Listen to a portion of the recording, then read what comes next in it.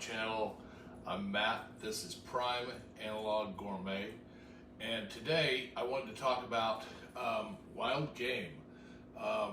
Last weekend we got a really nice deer out of the camp, and a lot of people throw this piece of meat away. This is a 170-pound deer, so but a lot of people throw this big chunk of meat away, and it's absolutely delectable. It's actually way better than any beef or pork or chicken, and it's liver. I'm going to show you the size of this thing. Look at the size of this. This is probably about 2.5, 3 pounds. And what I want to do is I'm going to show you how we clean it and how we prepare it.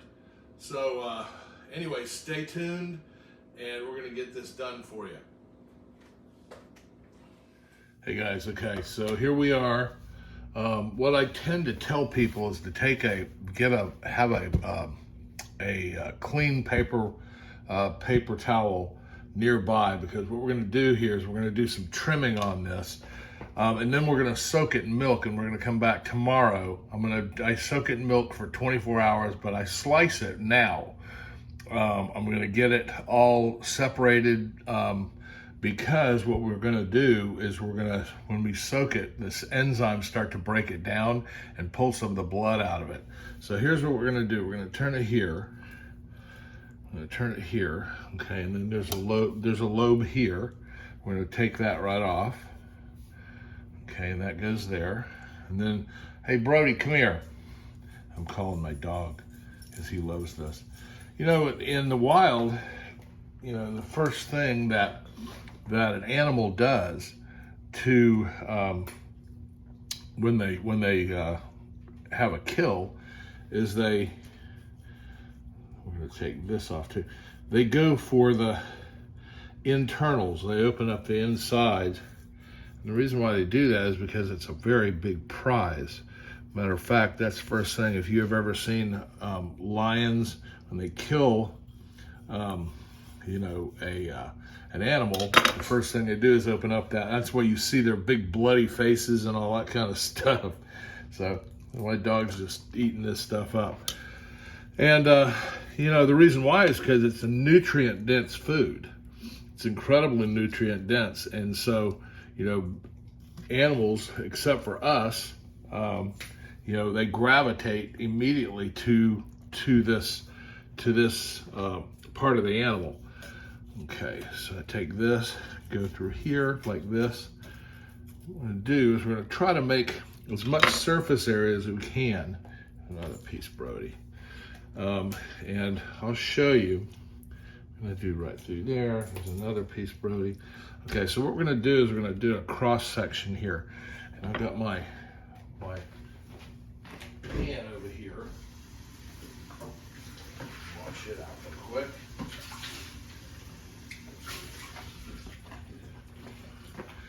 Put this over here. And what we're going to do is start with the smaller pieces here. I'm going to go across this like this. Gotta be real careful with this, but see how it opens up like this? And that's a good solid piece there. We're going to keep that like that, like this.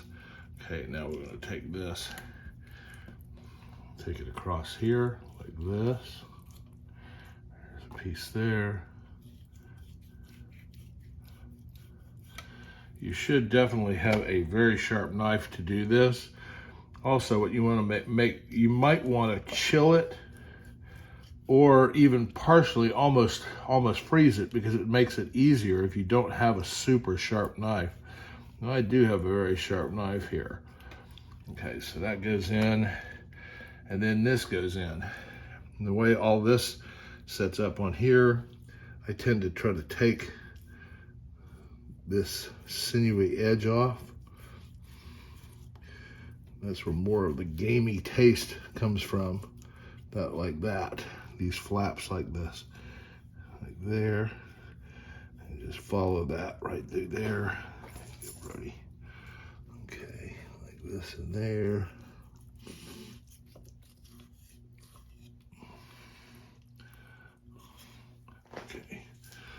so this goes in here. Okay, now the other piece here, I'll turn it over here and just start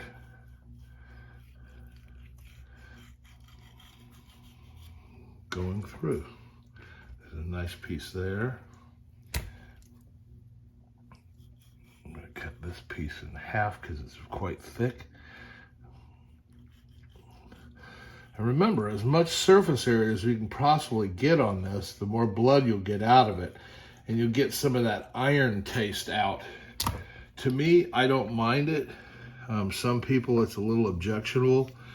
Some people have talked, and I've listened to people talk about brining this. And to me, I think that's just really the wrong thing to do. And the reason why is because what you're doing is you're introducing a bunch of salt into the liver itself, which has a drying effect. And what happens in a drying effect is that you're going to end up with a dry piece of meat, and you also have more of an intense flavor as opposed to, you know, a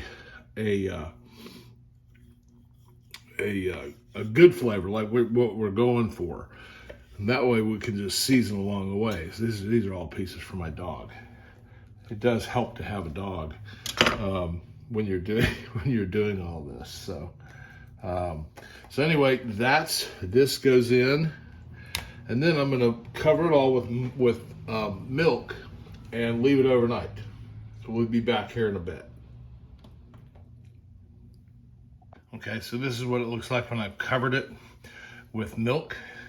I'm using whole milk, and you want the enzymes in the milk to help break down and pull some of this blood out. And as you can see, it's doing its job already very quickly because of that. It's turning pink.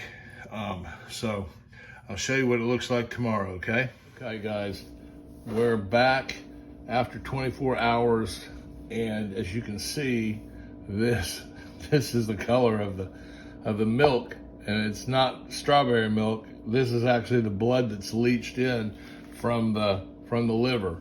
Okay, what we're going to do now is we're going to take those 2 eggs right there and put them into this ramekin over here. And what we're going to do is I'm going to beat them up and season them, and then we're going to put panko breadcrumbs on this and fry it up. So I'll be back in a second. Okay, as you can see, this is not strawberry milk. It's actually the milk that the liver that's let go of.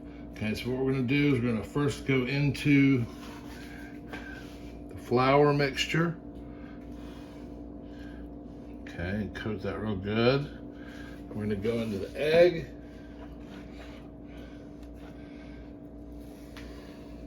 And we're going to go into the panko. The breadcrumbs here. You need to have the flour there, or it won't stick to the liver. Okay, now we're going to put that over there. Okay, we're going to do another one. Put some more panko down.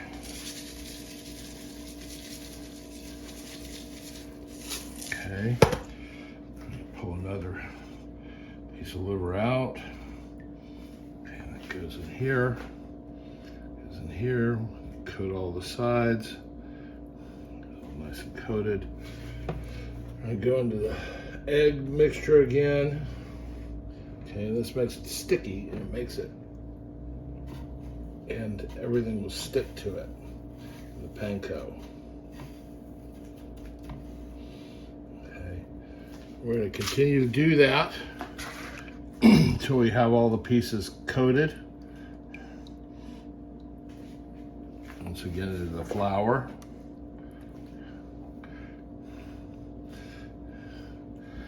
I'm going to go back into the egg wash. Back into the panko.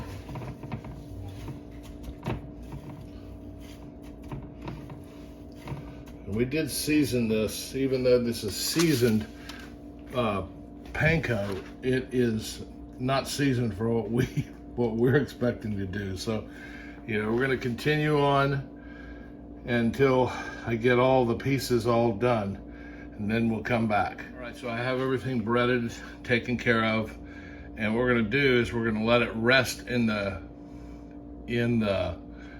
refrigerator for a few minutes, and we'll be back. Okay, so it's had a while to set up in the refrigerator, and now what we're gonna do is turn our large burner right here on this. What we're gonna do is we're gonna heat this pan up, and one thing I see these TV chefs and stuff like this doing all the time, and they're using they're frying in olive oil, and olive oil actually is not meant to be fried in, and especially it hurts the health properties of the olive oil to be heated like that. It should be used in a cool manner, or on salads and things like that, or drizzled over finished product, but you really shouldn't be using it to fry in. So that's just my 2 cents. Now that I've got everything going and everything, I've got the oil. I've got the oil going to be heated quickly. I'm going to hit this again with this my AP rub real quick. Not a whole lot, just a bit. Okay, and now what we're going to do, because we don't put stuff in oil in a dry pan. So here's what I use. I'm going to use peanut oil, and peanut oil is actually a much better thing to be frying in. I'm going to put a layer down like that. First thing we're going to do is we're going to flavor the oil, and how we're going to do that is we're going to sweat out some onions. All right, so what we're going to do is we're going to put some onions in here.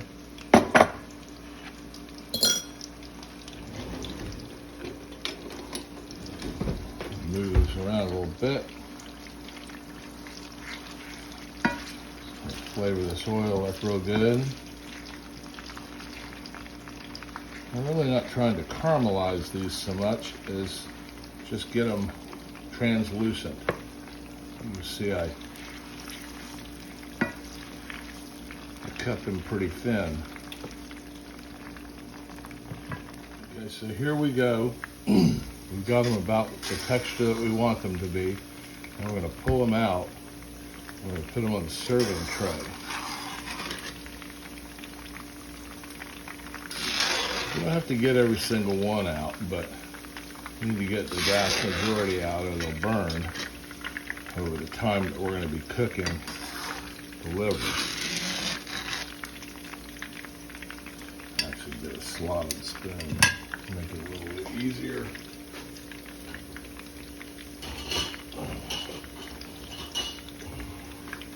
Having the right tools is very important for cooking.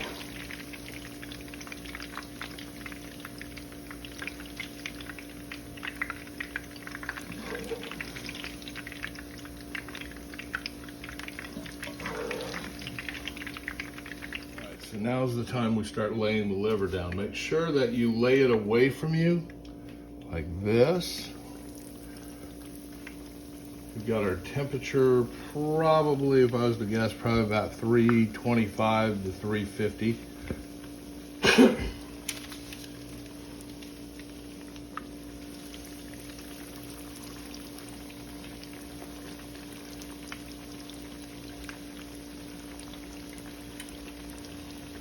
I've seen these videos where these people are cutting these liver up very, very small pieces, and the problem with doing that is that you release basically all the moisture out of the liver itself, and the problem with that is that it dries the whole thing. It dries all the liver out, which to me it's not good. It doesn't taste good. It's like leather, and you can sit there and run it all you want, but you know, it's going to be leathery, and that's not what we're after.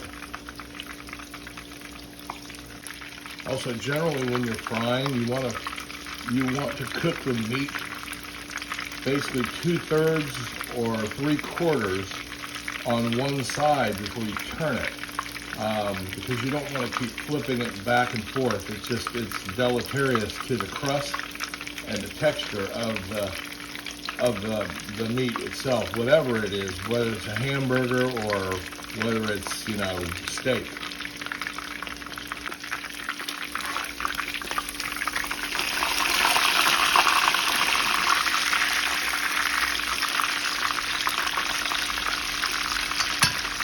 How beautiful that is.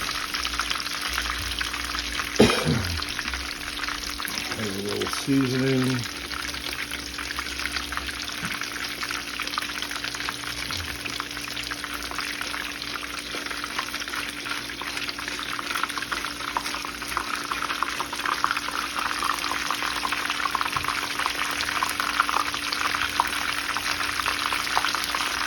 The way you can tell it's done is if it's springy or if it's firm.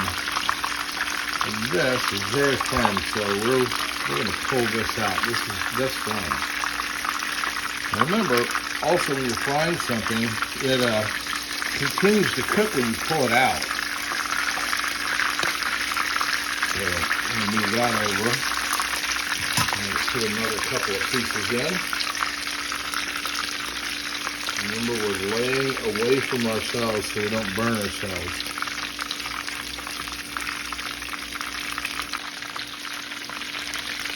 Just how beautiful these are over here. These are done. And there's the well of onions that we did. So we put a few smaller pieces in, and they'll cook pretty quick.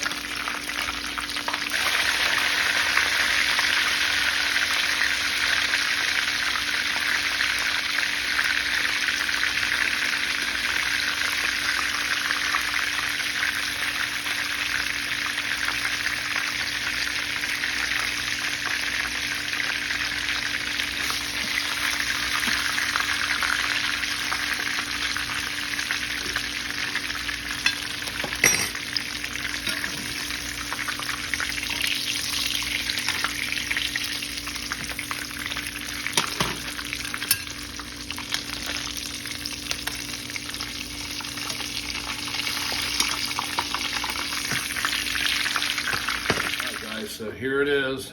I just put some of those wilted onions on top, and I'm about to eat my dinner, but I wanted to show you how delectable this is. Oh, so good. Like I said, don't shy away from this. Try it out and you'll see how great it really is. I'll talk to you guys soon. All my best.